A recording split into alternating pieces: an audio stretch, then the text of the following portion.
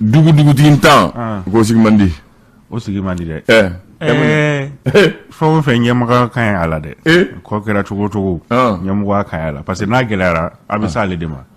mais ni mɔgɔ tɛ yen a bɛ se min ma o dugu sigi mandi dɛ kana fɔ sa ko kɛra cogo cogo ɲɛmɔgɔ ka ɲi a la ayiwa cɛkɔrɔba dɔ ko e ma a ko malɔnkolon ka ɲɛma ani maa sɛbɛn ka ɲɛma bɛ kuma awɔ o ye ɲɛma ko de ye o a ko mais maa sɛbɛn ka ko ma ni maa si tɛ kuma awɔ ɲɛmɔgɔ bɛ se ka kuma malangolo ka ɲɛmɔgɔ ale ni maa sɛbɛn ka ɲɛmɔgɔ olu bɛ se ka sigi ka kuma ka bɛn ko la mais a ko mais maa sɛbɛn ka ko ma ni maa ayi olu tɛ se ka kuma o kɔrɔ ye diɲɛ kɔnɔ o faamu cogo di diɲɛ kɔnɔ wa maa ko malangolo ka ɲɛma ko ni maa sɛbɛn ka ɲɛma bɛ kuma ko mais maa sɛbɛn ka ko ma ni maa si tɛ kuma o kɔrɔ de ko kɛra cogo o cogo i jija ka kɛ i ka sanfɛla ɲini a la sanfɛ mɔgɔw olu yɛrɛ dama bɛ se ka bɛn ko la awɔ donc i bɛ ko o ko la i ka kɛ ɲɛmaa ye o de ka ɲi awɔ ko i bɛ ko o ko hali ni bɛ kɛ zo ye kɛ zo ɲɛmɔgɔ ye awɔ i bɛ ko o ko la nɔ bɔ a la awɔ non cɛkɔrɔba ye fɔ ne de miiri la ka yɛlɛ n kɔ a don cɛ ne fi ɲɛna dɛ i bɛ fɛn o fɛn na i jija i ka nɔ b'o la dɛ ko maa lankolon ka ɲɛmaa ko ani maa sɛbɛn ɲɛmaa bɛ se ka kuma awɔ o ye ɲɛmɔgɔ dama de ye o zo ɲɛmɔgɔ ni commissaire bɛ sigi ka kuma o siga t'o la kabako mais maa sɛbɛn ka ko ma ko ale ni maa si tɛ kuma a tɛ zo misɛnninw ni commissaire cɛ o kabako ayiwa cɛkɔrɔba nin y'a miiri la dɛ a ye don cɛ ne fi ye dɛ a ye jeli fɔ a ye min fi ye tan don tan don donc n'i bɛ ko o ko la i jija i k'a kɛ ni tɛ ɲɛ fɛ i ka cɛ jama kana tɛ ko ma ayi kana kɛ kana bila kɔfɛ a la dɛ Allahu akbar ko ni dugu min na i filan tɛ ko dugu sigi man di la fana dugu min na i filan tɛ yen o dugu bila ko bila yɛrɛ cogo di ayi parce que ko a bɛ dabiri de da la o Allahu akbar e mana kuma cogo o cogo b'a fɔ i y'a ye ka sabali sa nin ma kɛ tilala mais ni filan bɛ yen i fana i n'o bɛ se ka baro kɛ i n'o bɛ bɛn ko la mais ni e filan tɛ yen a y'o bɔ to yen ayiwa musokɔrɔba ye cɛkɔrɔba fana jaabi a ko dugu min na den tɛ kɔrɔ ni fa ye ko dugu fana sigi man di den tɛ kɔrɔ ni fa ye k'o fana sigi man di awɔ den bɛ se ka kɔrɔ ni fa ye awɔ maamu cogo di cogo di par exemple sisan cɛkɔrɔba bɛ se ka tanya musokɔrɔba bɛ furu dɔ ma i bɛ taa sɔrɔ e min ye denkɛ fɔlɔ e ka kɔrɔ ni a ye mais tu es obligé jagoya don a b'i fa a place de la o b'a la o y'i fa ye o fana o kɔnɔ tɛ o yɔrɔ somɔgɔya la dɔw bɛ kɛ i fa ye k'a sɔrɔ i ka kɔrɔ n'a ye awɔ o kɔrɔ y'o ye dɔw bɛ awɔ i tanti dɔw yɛrɛ bɛ kɛ i ka kɔrɔ n'o ye mais i tanti ko dugu mun na den tɛ kɔrɔ ni fa ni ba ye ko dugu sigi man di fana parce que tulonkɛ tɛ yen tulonkɛ tɛ yen o ye tiɲɛ ko dugu min na fana mɔden tɛ yen o dugu sigi man di maa musow la o sigi man di u la dɛ parce que mɔdenw b'u ɲɛnajɛ olu bɛ fɛn dɔw k'u la o de fana ka don a tɛ si den na den k'o k'u la mais n'u mɔdenw k'u la o bɛ ɲɛnafinw bɔ u la o ye tiɲɛ ye ayiwa bisimila ko bɛ cogo di ko ka fisa an bɛ dɔn ɲɔgɔn na bi alamisa kalo tile joli décembre kalo tile fɔlɔ kalo tile fɔlɔ san 2022 donc novembre sara ka ban awɔ o fatura ka fatu o tɛ mɔgɔw ta ye kalo tɛ fatu wa ayi kalo bɛ sa dɔrɔn kalo bɛ sa dɔrɔn an b'a fɔ a dafara awɔ tubarikala ayiwa ne sɔrɔ an k'a lajɛ ale ye mun fɔ bi e sɔrɔ ale kumalen don sɛnɛko kan kɛrɛnkɛrɛnnenya la togodala musow an bɛ wagati min na i ko sisan ko olu kɔni b'a fɛ ka laadaw kɔni bɔ yen ka sabu kɛ ko fɔlɔfɔlɔ la sɛnɛkɛ dugukolo kɔni ko a fanba kɔni kun ye cɛw ta ye ko nka an bɛ wagati min na i ko sisan ko musow ka wulikajɔ kɔni fanga kɔni bonya na ko ta fanfɛla na ko kɔni bɛ ɲini ka na laadaw kɔni wuli ka bɔ yen ni o ye ka cɛw kɔni k'olu jɔyɔrɔ bɛ ka dɔgɔya sɛnɛko ta fanfɛla kɔni na an bɛ wagati min na i ko sisan an ka togodaw olu la esɔr ale ka laseli don hali bi ani esɔr bɛ to ɲɔgɔn fɛ colonel major ni ale bɛ sɛgɛnnafiɲɛbɔ la ni o ye kɛlɛtigi tarawele ale kɔni a yira k'a fɔ ko mali kɔni mana fɛn o fɛn kɔni sugandi ni o ye jɛɲɔgɔnya kɔni ye ko o kɔni ka ɲi ka bato mɔgɔw olu kɔni fɛ ni o ye ka jɛɲɔgɔnya kɔni ni ka respecter esɔr ale ka laseli don l'indépendant ye mun fɔ bi de indépendant ale kumalen no fɛn min kan o de ye kiiri tigilamɔgɔw olu ka baara bila kɛrɛnkɛrɛnnenya la magistrat mɔgɔw olu kɔni min ye u ka baara nun dɔli ye ni o ye rentrée judiciaire baara minnu yɛrɛ ka ɲi ka kɛ bi alamusa a yira k'a fɔ ko baarabila kofɔlen kɔni ko a bɛna kɛ sababu kɔni ni min ye nin baara nun dɔli kɔni ni ka a tiɲɛ indépendant ale ka laseli do ale bi ani indépendant bɛ to ɲɔgɔn fɛ lakanabaliya ta fanfɛla la an bɛ taa sirakɔrɔ megitana a yira k'a fɔ binganiwale kɛra dɔ kɔni gosira mɔgɔw fɛ fo ka a kɔni bɔnɛ a nina a yira k'a fɔ jamakulu kɔni fɛnɛ taara metali kɛ gendarmerie mɔgɔw dagayɔrɔ min bɛ yen ni ka olu ka so dɔ fan dɔw kɔni fɛnɛ tiɲɛ hali bi ani indépendant bɛ to ɲɔgɔn fɛ Goodluck Jonathan ni ale se dɔ mɔgɔw ka ciden kɛrɛnkɛrɛnnen kɔni wasa ka se ka Mali camancɛ fanga taabolo kɔni jateminɛ ko ale kɔni ka taamaw kɔni kuncɛra min bɛ tali kɛ Bamako yan nɔ taama min ni a ka ɲi ka taa o laseli kɔni da kari natɔ CEDEAO ɲɛmɔgɔ olu kɔni ɲɛkɔrɔ indépendant ale ka laseli do. L'indicateur de renouveau ale ka laseli ye jumɛn bison moderne indicateur du renouveau ale fɛnɛ kumalen bɛ magistrat olu ka grève kɔni kan ko grève kofɔlen kɔni ko a bɛna jouer rentrée judiciaire kɔni kan san 2022 ta fo ka taa se san 2023 ta kɔni kan hali bi ani indicateur du renouveau bɛ to ɲɔgɔn fɛ sisan an bɛ taa Tɔnbukutukaw olu fɛ yen nɔ a yira k'a fɔ Tɔnbukutuka minnu ni olu kɔni sigilen do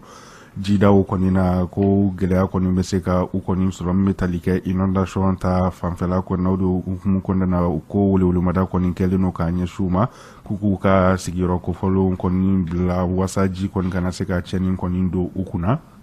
indicateur du renouveau hali bi an n'a bɛ to ɲɔgɔn fɛ a yira k'a fɔ an wagati min na i ko sisan ko ni kɔni wale kɛra sirakɔrɔ megitana ko jama kɔni diminen ye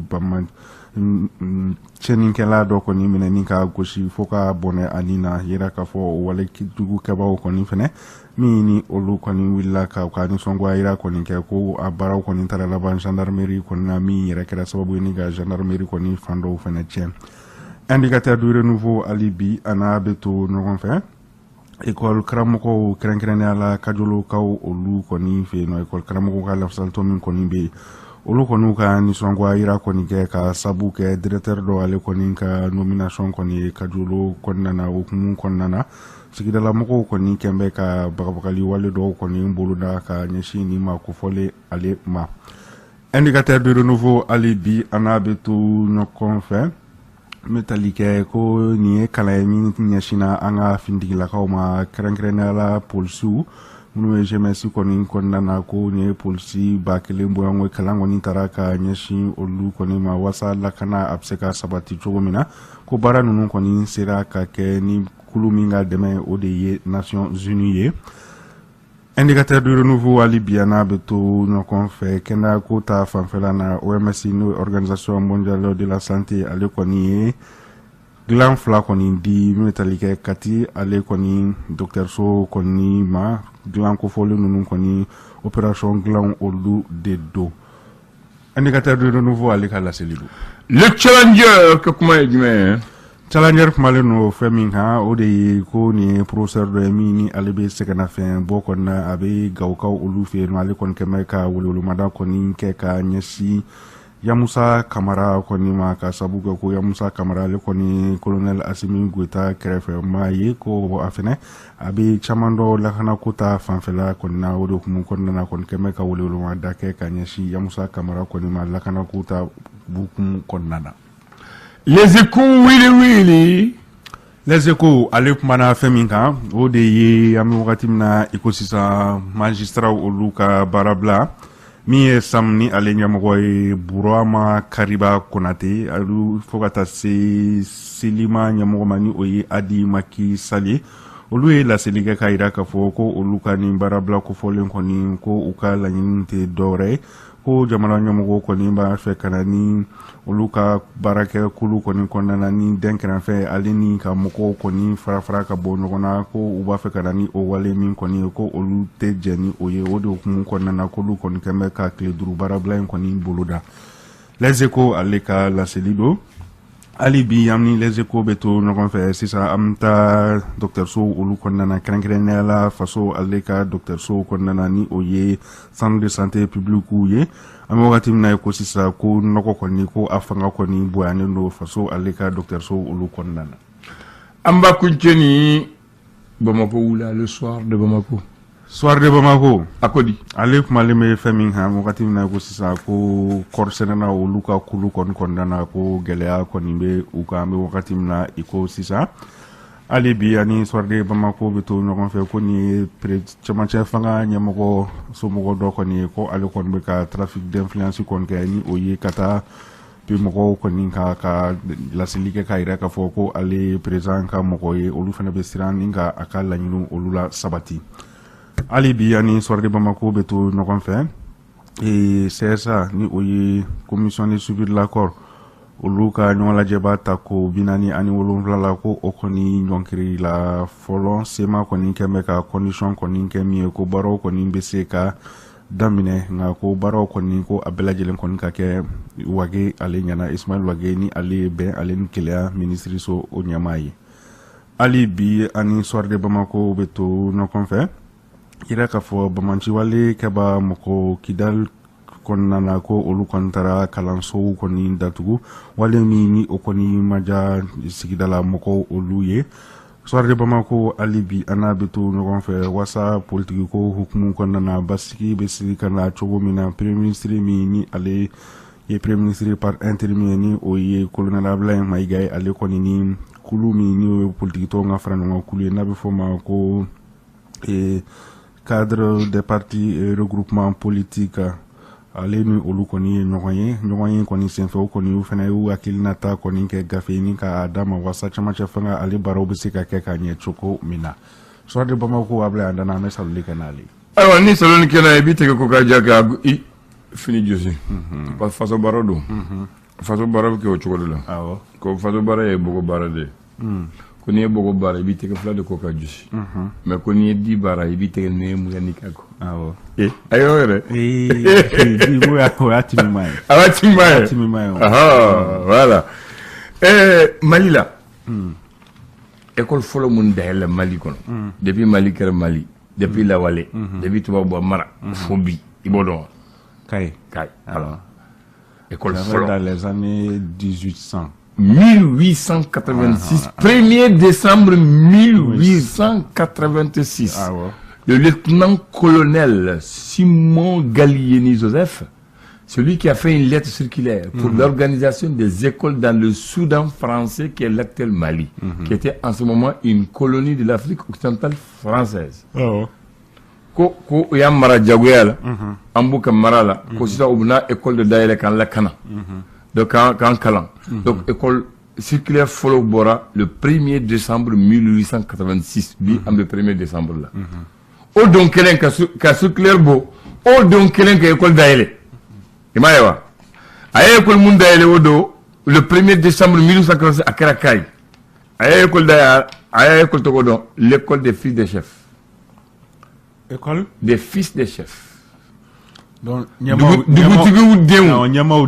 voilà. Diagua, ibi dendi, uta do école kalanke, ou l'aleta de Diagua, ni nyema ni dugutigi don idembina. Abdel école. Kasra kubeka kuka here kama me uma famia wakati. Voilà. Donc, en 1886, donc c'est l'école des fils des chefs. Ok? En 1905 après, il a transformé à l'école des filles des chefs et professionnel de Kai. Maintenant, Talenye Vako, Amabo Kai,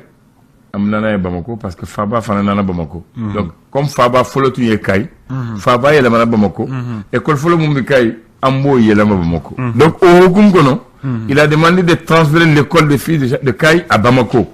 Le 20 août 1915, on a transféré l'école sous le nom de l'école professionnelle centrale des filles des chefs de Bamako. Ça s'est fait en 1915. Ça c'est le 20 août 1915. On a transféré. Ok? En 1923, elle devient l'école supérieure d'apprentissage de Bamako. En 46-47, on change le nom. Le cours secondaire de Bamako. En 47-48, on change encore le nom. On dit Collège classique moderne Terrasson de Fougères de Bamako. En 48-49, on dit maintenant collège classique et moderne Terrasson de Fougères. Et le 22 mai 1950, on dit non, lycée Terrasson de Fougères. Ce n'est pas terminé. Le 15 décembre 1961, Modibo dit non, ce n'est plus le lycée Terrasson de Fougères, ça devient le lycée Askia Mohamed. Donc depuis le 15 décembre 1961, le lycée Terrasson de Fougères est devenu le lycée Askia Mohamed. Non, il va Askia à la Libye. Ouais. De sa formation à sa fermeture, en transformant en lycée, on a formé 350 élèves, dont 50 métis. 50 métis. Et tu connais le lycée Askia? Les grilles devant ont été construites en 1933 par les élèves de la promotion de maçonnerie et de chaudronnerie sous la direction du professeur Le Gall. Depuis 1933, grilles Mimbalebe Halbi. L'école de Adjoka Dal, Halbi Abe. Au gris que de Halbi. Amaché. Amaché, à Kakeni Bitae. École de l'apprentissage, quand toi apprentissage est court de Gadla, au gris de B. Comment pourquoi? Depuis 1933 jusqu'aujourd'hui, au gris que l'on est école Kelendal. Subhanallah. Subhanallah. Est-ce qu'on a dit quoi? Akani. Comment bana? Donc, ça c'est pour le lycée. On dit un bonjour à ceux qui sont là-bas. Merci. On va pour le flash.